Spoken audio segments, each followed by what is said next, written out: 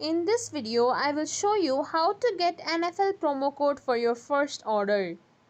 For that, simply open Chrome or any web browser. In the search bar, search for NFL.com.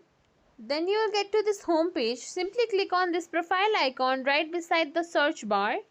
From here, sign into your account or create a new account. Once you're done signing in, you'll get an email from nflshop.com. If you click on the email, there you will find a unique promo code that you can use. To use it, simply open nflshop.com, search for the items, then add them to your cart. After you're done, simply click on this cart icon in the top right corner. Scroll till the end.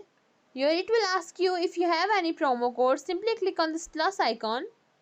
Then copy and paste the unique code that you have found in your email or inbox. Then simply click on apply. After that, you will get 10% discount in your first order. If you think this video was helpful, please like, share, subscribe to our channel, and thank you for watching.